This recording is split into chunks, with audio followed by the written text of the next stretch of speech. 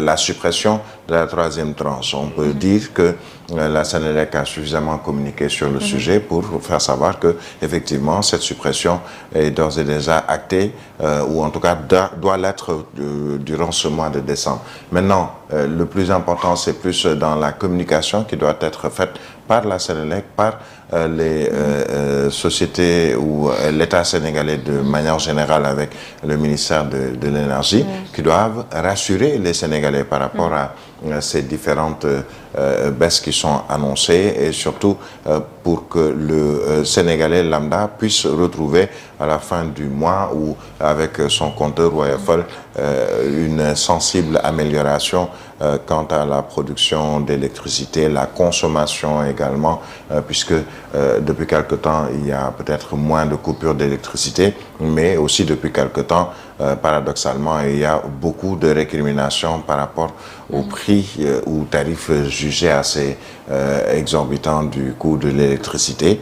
Il faut que l'État puisse communiquer. Et quand je dis l'État, c'est d'abord surtout la Sénélec qui doit communiquer autour de ce sujet. Le 31 décembre, si vous me permettez, bien sûr, Birahim Touré, le président Macky Sall avait parlé d'une année sociale, une année où on va en tout cas se préoccuper davantage encore une fois sur les problèmes sociaux. On voit la hausse électrique de l'électricité, l'eau encore une fois et au-delà de ça, les factures en tout cas je dirais même, la location qui est encore une fois davantage chère, les denrées de première nécessité, tout cela qui revient encore une fois et qui repose sur les épaules des Sénégalais. Est-ce que justement on sent cette implication de l'État du Sénégal par rapport à l'année sociale qui avait été annoncée par le président le 31 décembre dernier? Des efforts ont été faits.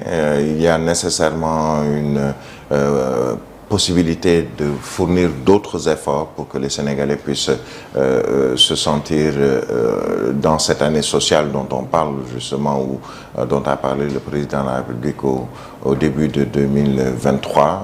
Je pense que c'était durant son discours à la nation du 31 décembre. Maintenant, que l'année soit sociale, aller poser la question aux consommateurs. Il y a eu une augmentation des prix de certaines denrées de grande consommation, même si on a parlé de baisse, mais dans le panier de la ménagère, on ressent une certaine augmentation. Il y a également des difficultés liées à l'électricité avec une augmentation du coût de l'électricité, entre autres secteurs qui sont touchés par et surtout qui touchent les populations sénégalaises et surtout dans certaines grandes zones. Ce qu'il faut, c'est essayer de rectifier. Il y a des efforts, essayer de décupler ces efforts, augmenter ces efforts pour que les Sénégalais puissent se sentir un peu mieux à l'aise.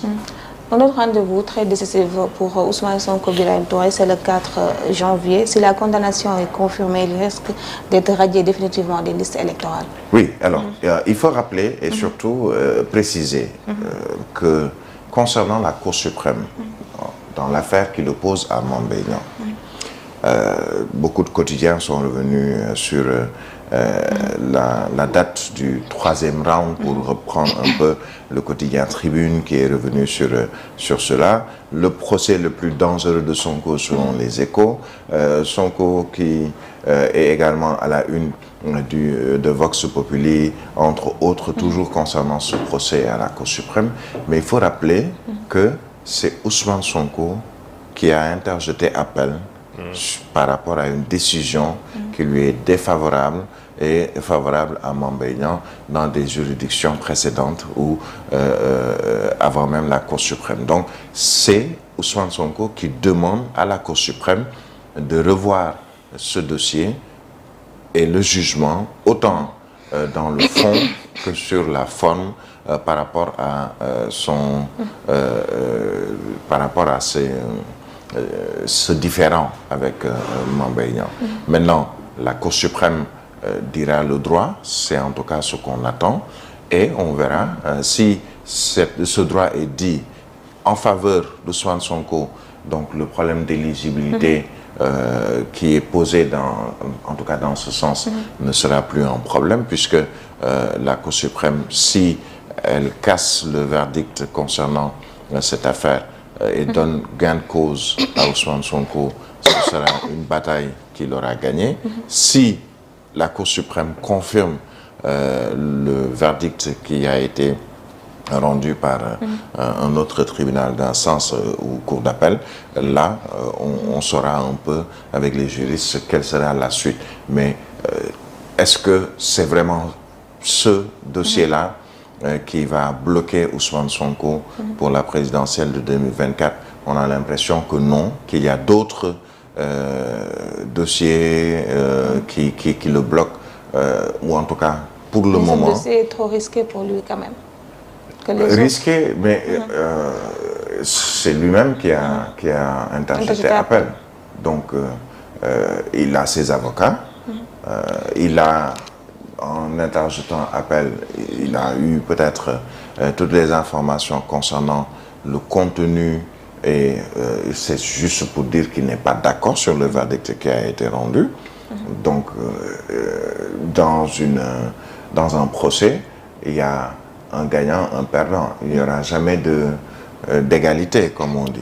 Il y aura toujours un gagnant ou un perdant dans un procès, surtout quand il s'agit là d'un procès pour diffamation. Il juge qu'il n'a pas diffamé. De l'autre côté, à savoir les avocats de Mame Mbaye Kane estiment qu'ils ont été diffamés ou leur client a été diffamé.